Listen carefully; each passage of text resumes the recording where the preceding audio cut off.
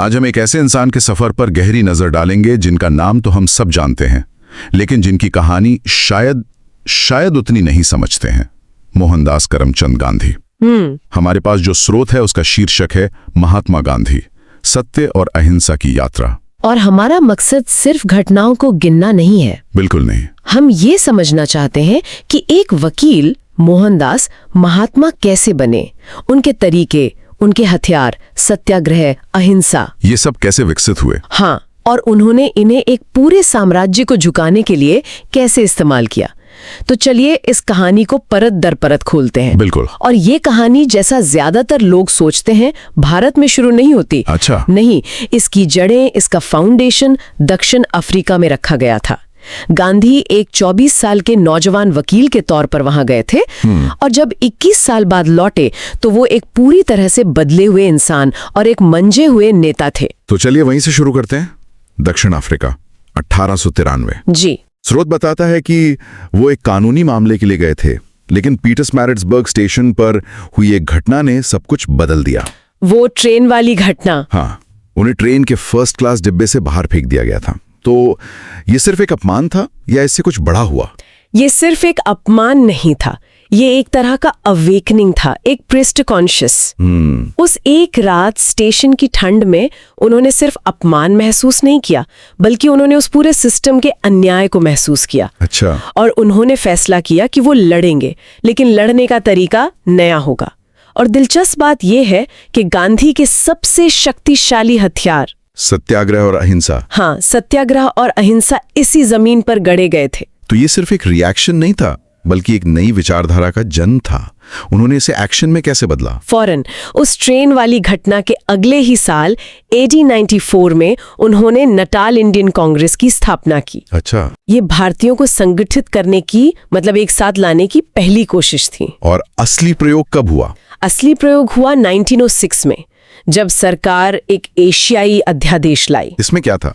इसमें भारतीयों को हर वक्त अपने रजिस्ट्रेशन सर्टिफिकेट साथ रखने पड़ते थे। बहुत अपमानजनक था। इसके खिलाफ गांधी ने पहली बार सत्याग्रह का इस्तेमाल किया।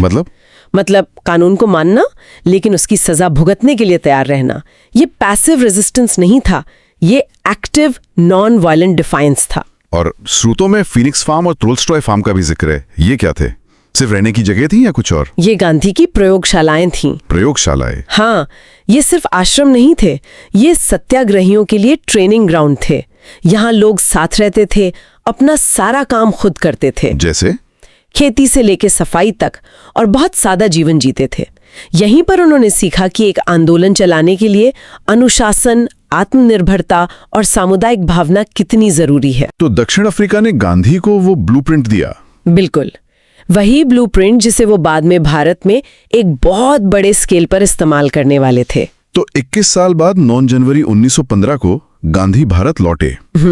और आज भी इस दिन को प्रवासी भारतीय दिवस के तौर पर मनाया जाता है। लेकिन भारत आने के बाद उन्होंने सीधे राष्ट्रीय राजनीति में छलांग क्यों नहीं लगाई? ये एक शानदार सवाल है। उन्होंने चंपारण जैसे छोटे स्थानीय मुद्दों को पहले क्यों चुना? ये उनकी रणनीति के बारे में क्या बताता है? ये गांधी की दूरदर्शिता को दिखाता है। वो जानते थे कि दक्षिण अफ्रीका का अनुभव भारत में हूबहू कॉपी पेस्ट नहीं किया जा सकता। क्यों? भारत बहुत बड़ा था, बहुत विविध था, इसलिए भारत आकर उन्होंने पहले 1 साल पूरे देश का दौरा किया, जमीनी हकीकत समझने के लिए। बिल्कुल। और आपके सवाल पर आए तो उनके शुरुआती 3 आंदोलन, चंपारण, अहमदाबाद और खेड़ा, उनके लिए एक प्रयोगशाला की तरह थे। एक प्रयोगशाला मतलब ये एक तरह का पायलट प्रोग्राम था? हाँ, बिल्कुल। एक स्ट्रेटेजिक रोल आउट था नेशनल स्टेज पे जाने से पहले। अच्छा। उन्होंने भारत की जमीन पर अपने हथियारों को परखा। अच्छा। सबसे पहले 1917 में चंपारण सत्याग्रह। ये बिहार में था, है ना? हाँ, ये तिनकठिया प्रणाली के खिलाफ था। अच्छा। जहाँ किसानों को अपनी जमीन के कुछ हिस्से पर जबरदस्ती नील की खेती करनी पड़ती थी। यहाँ गांधी ने ब्यूरोक्रेटिक अवज्ञा का सफल प्रयोग किया। उन्होंने अधिकारियों के आदेश मानने से इनकार कर दिया और गिरफ्तारी के लिए तैयार हो गए। ये भारत में उनका पहला सविनय अवज्ञा आंदोलन था। अच्छा, तो ये सिस्टम से सीधे टकराने का एक टेस्ट था? हाँ। और अहमदाबाद मिल हड़ताल, वो इससे कैसे अलग थी? अहमदाबाद में 1918 में मामला अलग था। वो मिल मालिकों और मजदूरों के बीच प्लेग बोनस को लेकर विवाद था। तो यहाँ उन्होंने क्या किया? यहाँ गांधी ने एक बिल्कुल अलग हथियार का इस्तेमाल किया, भावनात्मक और नैतिक दबाव। अच्छा। जब हड़ताल कमजोर पड़ने लगी तो उन्होंने भारत में पहली बार भूख हड़ताल की। पहली बार? जी हाँ। ये मालिकों पर सीधा हमला नहीं था, ये मजदूरों का मनोबल बढ़ाने और मालिकों के जमीर को जगाने का एक तरीका था। मतलब आत्मपीड़ा भी संघर्ष का एक रूप हो सकती है। बिल्कुल, उन्होंने यही दिखाया। तो पहला था ब्यूरोक्रेटिक डिफाइंस, दूसरा था मॉरल प्रेशर, और तीसरा खेड़ा सत्याग्रह। उसने कैसे खाया? खेड़ा गुजरात में 1918 में फसलें बर्बाद हो गई थीं, लेकिन ब्रिटिश सरकार लगान माफ करने को तैयार नहीं थी। यहाँ गांधी ने किसानों को संगठित किया और लगान न देने के लिए कहा। तो ये सरकार के साथ सीधा असहयोग था? बिल्कुल, ये उनका पहला असहयोग आंदोलन था। यहाँ उन्होंने आर्थिक शक्ति को पहचाना कि अगर लोग संगठित होकर सरकार को राजस्व देना बंद कर दें तो उसे झुकना पड़ेगा। तो चंपारण, अहमदाबाद, खेड़ा, सविनय अवज्ञा, भूख हड़ताल, असहयोग। उन्होंने 3 अलग-अलग समस्याओं के लिए 3 अलग-अलग तरीकों को टेस्ट किया और सफल रहे। और अब वो राष्ट्रीय मंच के लिए पूरी तरह से तैयार थे। तो इन क्षेत्रीय आंदोलनों से गांधी ने अपने तरीके तराश लिए थे। अब सवाल ये था कि क्या ये छोटे पैमाने पर सफल हुए प्रयोग पूरे देश को एक साथ ला सकते थे? हाँ, और यहीं से असहयोग आंदोलन की भूमिका शुरू होती है। इसका बैकग्राउंड क्या था? 1919 में 2 बड़ी घटनाएं हुई। पहला, रॉलेट एक्ट आया, जिसने सरकार को बिना मुकदमे की किसी को भी जेल में डालने की शक्ति दे दी। हाँ, और दूसरा, जलियांवाला बाग हत्याकांड, जिसने पूरे देश को झकझोर कर रख दिया। लोगों में जबरदस्त गुस्सा था, बहुत गुस्सा था। गांधी ने इस ऊर्जा को एक दिशा देने का फैसला किया और 1920 में असहयोग आंदोलन शुरू किया। असहयोग का मतलब क्या था? मतलब आम जिंदगी में? इसका मतलब था ब्रिटिश राज की पूरी मशीनरी को ठप कर देना, लेकिन बिना हिंसा के। जैसे? छात्रों ने स्कूल कॉलेज छोड़ दिए, वकीलों ने अदालतें छोड़ दी, लोगों ने सरकारी नौकरियां और उपाधियां लौटा दी। और विदेशी कपड़ों का बहिष्कार? हाँ, और उनकी होली जलाई गई। ये एक बहुत बड़ा और रैडिकल विचार था कि हम आपकी व्यवस्था का हिस्सा बनकर आपको शासन करने में मदद नहीं करेंगे। लक्ष्य था स्वराज। लेकिन ये आंदोलन जो इतनी सफलता से चल रहा था, अचानक 1922 में बंद कर दिया गया। चौरी चौरा की घटना के बाद। ये फैसला आज भी बहुत कंट्रोवर्शियल है। और ये गांधी के चरित्र को समझने के लिए बहुत महत्वपूर्ण है। 5 फरवरी 1922 को उत्तर प्रदेश के चौरी चौरा में भीड़ ने एक पुलिस स्टेशन में आग लगा दी, जिसमें 22 पुलिसकर्मी मारे गए। हाँ, गांधी ये सुनकर स्तब्ध रह गए। उनके लिए आंदोलन हिंसक हो चुका था और अपनी आत्मा खो चुका था। तो उन्होंने उसे वापस ले लिया। कई बड़े नेताओं के मना करने के बावजूद। ये दिखाता है कि गांधी के लिए अहिंसा का सिद्धांत किसी भी लक्ष्य से, यहाँ तक कि स्वराज से भी ऊपर था। उनके लिए कैसे हासिल किया, ये क्या हासिल किया से ज्यादा जरूरी था। बिल्कुल सही। इस घटना के कई साल बाद गांधी ने फिर एक बड़ा आंदोलन छेड़ा, सविनय अवज्ञा आंदोलन। इसकी वजह क्या थी और ये असहयोग से कैसे अलग था? इसकी मुख्य वजह थी साइमन कमीशन, जिसमें कोई भारतीय सदस्य नहीं था। और कांग्रेस की पूर्ण स्वराज की मांग? हाँ, जिसे सरकार नजरअंदाज कर रही थी। तो 1930 तक माहौल फिर से गर्म हो चुका था। और ये अलग कैसे था? ये आंदोलन असहयोग से एक कदम आगे था। असहयोग का मतलब था हम आपका साथ नहीं देंगे। सविनय अवज्ञा का मतलब था हम आपका साथ तो नहीं देंगे, साथ में आपके कानूनों को भी शांतिपूर्वक तोड़ेंगे। और इसी आंदोलन का हिस्सा थी विश्व प्रसिद्ध दांडी मार्च। हाँ, नमक सत्याग्रह। स्रोत में लिखा है 78 अनुयायी, 240 मील की यात्रा। लेकिन ये सिर्फ एक यात्रा से कहीं ज्यादा थी, है ना? बिल्कुल। यहाँ गांधी की स्ट्रैटेजिक ब्रिलियंस दिखती है। उन्होंने विरोध के लिए नमक को चुना। नमक? इतनी साधारण सी चीज? हाँ, लेकिन सोचिए, ये एक ऐसी चीज थी जो हर भारतीय को, चाहे वो अमीर हो या गरीब, हिंदू हो या मुसलमान, सबको प्रभावित करती थी। क्योंकि ब्रिटिश सरकार ने नमक बनाने और बेचने पर टैक्स लगा रखा था। सही कहा। गांधी ने इस साधारण से मुद्दे को आजादी की लड़ाई का प्रतीक बना दिया। यहाँ ये वास्तव में दिलचस्प हो जाता है। वो 12 मार्च 1930 को साबरमती से चले और 6 अप्रैल को दांडी के समुद्र तट पर पहुंचे। और ये सिर्फ एक पॉलिटिकल मार्च नहीं था। रास्ते में गांधी रोज सुबह प्रार्थना करते, चरखा चलाते और गांव में रुककर लोगों से मिलते थे। हाँ, उनसे अस्पृश्यता और दूसरी सामाजिक बुराइयों को छोड़ने की अपील करते। उनके लिए ये एक आध्यात्मिक यात्रा भी थी। जब उन्होंने दांडी में एक मुट्ठी नमक उठाकर कानून तोड़ा तो वो एक सिंगल एक्ट ऑफ डिफायंस, वो पूरी दुनिया के लिए एक शक्तिशाली संदेश बन गया। और इसने पूरे देश में एक लहर पैदा कर दी। हाँ, लोग हर जगह नमक बनाने लगे, विदेशी कपड़ों की दुकानों के सामने धरने देने लगे।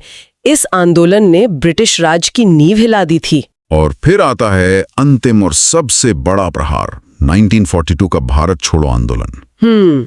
तब तक दूसरा विश्व युद्ध शुरू हो चुका था। इस आंदोलन का कॉन्टेक्स्ट क्या था? उस वक्त ब्रिटिश सरकार युद्ध में फंसी हुई थी और भारत का सहयोग चाहती थी, लेकिन क्रिप्स मिशन, जो भारतीयों को भविष्य में डोमिनियन स्टेटस का वादा कर रहा था, वो विफल हो गया। कांग्रेस अब पूर्ण स्वतंत्रता से कम कुछ भी स्वीकार करने को तैयार नहीं थी। और फिर 8 अक्टूबर 1942 को बॉम्बे में गांधी ने करो या मरो का नारा दिया। ये नारा उनके अहिंसा के सिद्धांत से थोड़ा अलग नहीं लगता? करो या मरो तो काफी अग्रेसिव है। ये एक बहुत आम मिसकंसेप्शन है। गांधी का करो या मरो हिंसा का आह्वान नहीं था। तो फिर इसका मतलब क्या था? इसका मतलब था या तो हम भारत को आजाद कराएंगे या इस कोशिश में अपनी जान दे देंगे। अच्छा, ये अहिंसक संघर्ष के लिए अल्टीमेट कमिटमेंट की मांग थी। उन्होंने कहा था, हम पूरी तरह से अहिंसक रहते हुए गुलामी के अंत का संकल्प लेते हैं। इस आंदोलन की एक खास बात यह भी थी कि शुरू होते ही गांधी समेत सभी बड़े नेताओं को गिरफ्तार कर लिया गया था। जी हाँ। तो क्या आंदोलन वही खत्म हो गया? नहीं, और यही इस आंदोलन की सबसे बड़ी ताकत थी। जब सारे बड़े नेता जेल में थे तो लोगों ने आंदोलन को खुद अपने हाथ में ले लिया। मतलब ये एक सेल्फ ड्रिवन मूवमेंट बन गया। हाँ, एक लीडरलेस मूवमेंट। देश भर में हड़तालें हुई, प्रदर्शन हुए और कई जगहों पर लोगों ने समानांतर सरकारें भी बना ली। इसने ब्रिटिश सरकार को एक साफ और अंतिम संदेश दे दिया कि अब भारत पर उनका शासन ज्यादा दिन नहीं चलेगा। तो हमने उनके राजनीतिक सफर को देखा, लेकिन कई नेता सिर्फ राजनीतिक आजादी पर ध्यान दे रहे थे। गांधी ने अस्पृश्यता और ग्रामीण अर्थव्यवस्था जैसे सामाजिक मुद्दों को स्वतंत्रता संग्राम से क्यों जोड़ा? गांधी का मानना था कि इन सामाजिक मुद्दों को हल किए बिना राजनीतिक स्वतंत्रता अधूरी और बेमानी है। हाँ, उनके लिए स्वराज का मतलब सिर्फ अंग्रेजों का जाना नहीं था। उनके लिए स्वराज का मतलब था हर एक व्यक्ति का स्व पर राज, मतलब सेल्फ कंट्रोल और सेल्फ रिलायंस। इसे थोड़ा और तरह उन्होंने खादी और चरखे को बढ़ावा दिया, जो सिर्फ विदेशी कपड़ों का बहिष्कार नहीं था। नहीं, वो भारत के गांवों को आर्थिक रूप से आत्मनिर्भर बनाने का एक जरिया था। वो एक ऐसा भारत बनाना चाहते थे जो सिर्फ राजनीतिक रूप से नहीं बल्कि सामाजिक और आर्थिक रूप से भी स्वतंत्र हो। और फिर आता है उनके जीवन का अंतिम और शायद सबसे दुखद अध्याय, भारत का विभाजन और उनकी मृत्यु। स्रोत कहता है कि वो विभाजन के सख्त खिलाफ थे। वो इसके सख्त खिलाफ थे। उन्होंने कहा था, विभाजन मेरी लाश पर होगा। तो ये उनके लिए एक बहुत बड़ी विफलता थी। हाँ, उनके जीवन भर के काम की विफलता थी जो उन्होंने हिंदू मुस्लिम एकता के लिए किया था। लेकिन जब हिंसा बेकाबू हो गई और कोई और रास्ता नहीं दिखा तो उन्हें भारी मन से इसे स्वीकार करना पड़ा। लेकिन उन्होंने हार नहीं कि गांधी की यात्रा एक शक्तिशाली विचार, सत्याग्रह के निरंतर विकास की कहानी है। ये कोई स्टैटिक फॉर्मूला नहीं था। बिल्कुल नहीं। उन्होंने इसे दक्षिण अफ्रीका के कानूनी विवाद से लेकर भारत के राष्ट्रीय स्वतंत्रता आंदोलन तक हर नए चैलेंज के लिए अडेप्ट किया, रिफाइन किया और सफलतापूर्वक लागू किया। बिल्कुल। उनकी विरासत सिर्फ भारत की आजादी नहीं है, बल्कि उस आजादी को हासिल करने का तरीका भी है। हाँ, उन्होंने दुनिया को दिखाया कि नैतिक शक्ति शारीरिक शक्ति से कहीं ज्यादा ताकतवर हो सकती है। ये स्रोत गांधी के जीवन के मुख्य पड़ावों को हमारे सामने रखता है। और इसे समझते हुए एक सवाल मन में आता है। क्या? आज के इस डिजिटल दुनिया में जहां विरोध प्रदर्शन ट्विटर पर ट्रेंड करते हैं और सूचना की गति बहुत तेज है, हाँ, गांधी के सत्याग्रह और अहिंसा के मूल सिद्धांतों को कैसे लागू किया जा सकता है? एक डिजिटल सत्याग्रह कैसा दिखेगा? ये सवाल सोचने के लिए